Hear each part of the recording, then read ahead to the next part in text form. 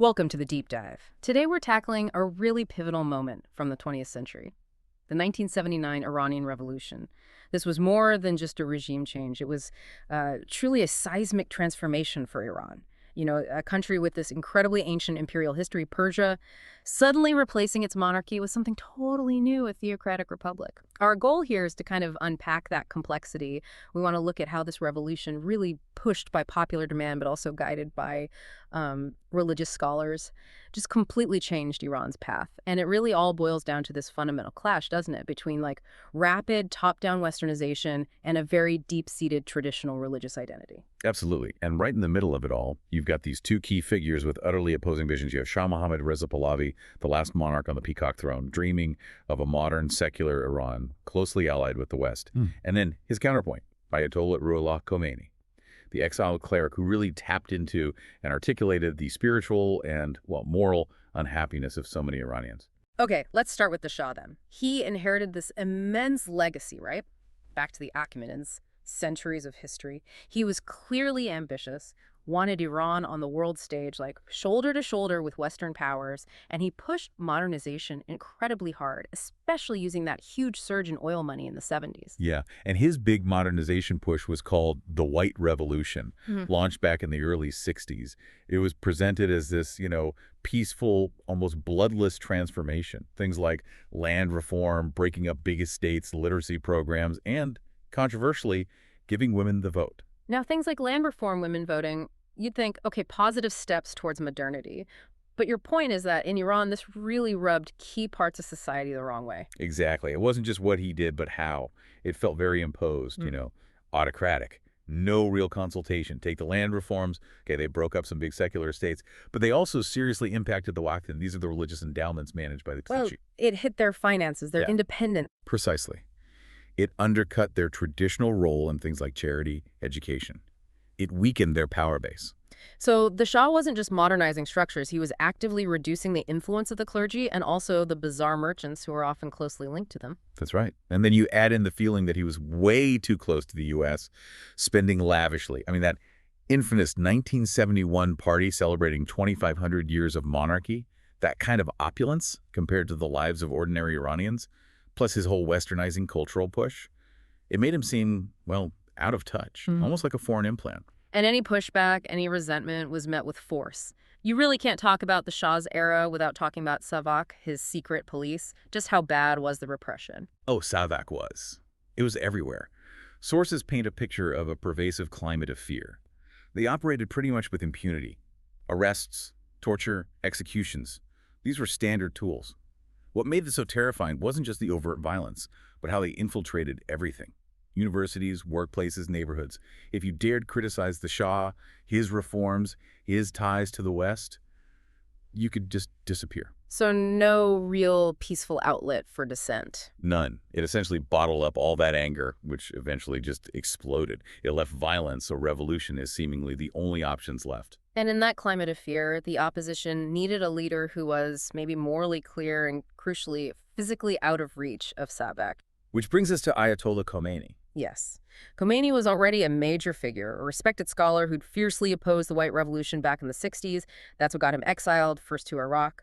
What's really remarkable is how he managed to grow his influence from exile. Later, he moved to France, but he was never silenced. Right, he wasn't using newspapers or state TV, obviously. How did his message actually get through? This is the fascinating part. He used incredibly simple, low-tech methods that completely bypassed the state's control. His sermons, his political talks, they were recorded onto cassette tapes. Cassette tapes? Cassette tapes. Thousands of them were duplicated, smuggled into Iran, and then passed around. Played in mosques, in homes, in the bazaars. It was this simple technology that turned an exiled voice into the voice of the revolution. The state security apparatus completely missed the power of this decentralized people's media. Wow. They controlled the official channels, but not the whispers, not the tapes being passed hand to hand. What was it about Khomeini's message itself that struck such a chord? He went deeper than just politics. He framed the Shah's entire rule as a kind of spiritual sickness, a moral decay affecting the whole nation. He blasted the Shah as a tyrant, a puppet of the West, and called for basically an authentic Islamic government, free from foreign interference. He offered this vision grounded in Islamic law, a government responsible to God and the people, following the Quran and the Prophet's example. And critically, this message was broad. Broad. It managed to unite very different groups. You had deeply religious people longing for tradition, but also secular leftists and intellectuals who just wanted an end to the dictatorship and foreign domination. They found common ground in opposing the Shah. Exactly. He became the symbol of that unified opposition. Which explains that incredible surge we see in 1978. The sources called the protests then less like organized rallies and more like a massive outpouring of popular fury. Who was actually out there on the streets? It was genuinely everyone, a true cross-section. Seminary students, university students, the bazaar merchants who were so crucial, women, some veiled, some not men, young, old. It felt like the whole nation was rising up. And the regime's response? Brutal crackdowns, like the infamous Black Friday massacre in Tehran. But each act of violence just seemed to strengthen people's resolve and, frankly, made Khomeini's condemnation of the Shah's tyranny ring even truer. It seems like the monarchy just crumbled under that pressure. It really did. By January 1979, the Shah was gone. He flew out of Iran, claiming it was for a vacation and medical treatment.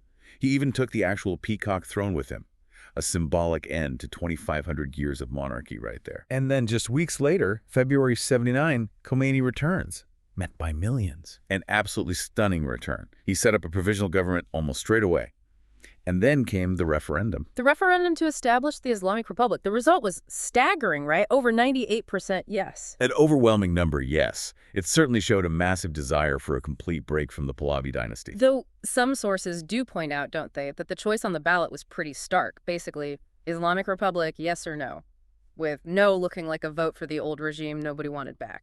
That's a very fair point. It wasn't a menu of options. It was Khomeini's vision, take it or leave it. But the sheer number of people who turned out and voted yes does underscore that mandate for radical change, for rupture. People were voting for the promise of something different, something just, sovereign, rooted in their faith. And the structure of that something different is where we get this truly revolutionary concept, Velayat-e-Faqih, guardianship of the Islamic jurist. Can you break that down? Sure. Velayat-e-Faqih is the core legal and constitutional idea. It basically says that in the absence of the 12th Imam, who Shia Muslims believe is hidden, the most learned and just religious scholar, the Faqih, who was Khomeini at the time, should hold ultimate political and religious authority. So ultimate sovereignty isn't with the people directly, but comes from God, channeled through the supreme leader. Okay, so how does that work alongside the elected parts, the president, the parliament? It sounds like a hybrid. Who really holds the reins? It is a hybrid, and that's what makes it so unique. You do have elections, a president, a parliament, the republic part, but the theocracy part is dominant.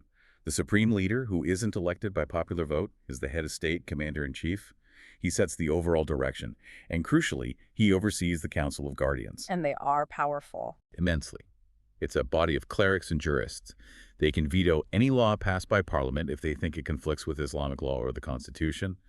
And, importantly, they vet all candidates for major offices, including the president. Ah, so they control who can even run. Essentially, yes. It ensures that no matter who gets elected, the state policies stay within the bounds set by the supreme leader and his interpretation of Islam. It's the ultimate check on the democratic elements. The ultimate guarantee, from their perspective, that the revolution stays true to its Islamic roots. What were the immediate changes people saw on the ground after all of this political restructuring? The changes were quick and far-reaching. A real push to reject what was seen as Western cultural corruption.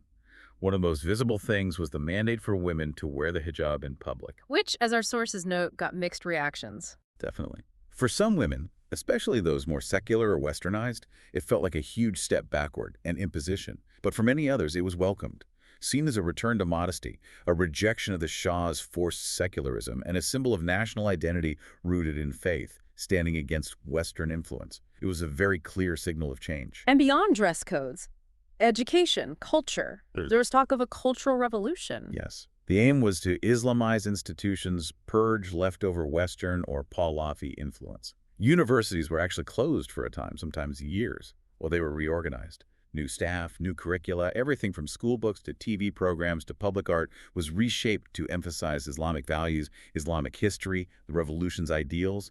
It wasn't just changing laws, it was an attempt to reshape the whole cultural mindset of the nation. Looking back now, the revolution's impact obviously went way beyond Iran itself. What was its wider significance? It sent shockwaves, particularly across the Muslim world.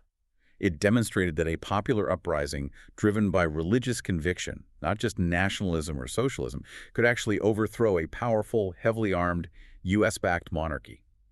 For many, it felt like a kind of spiritual reawakening, proof that Islam could be a potent political force for change, offering an alternative to both Western capitalism and Soviet communism. It really repositioned Islam on the global political map.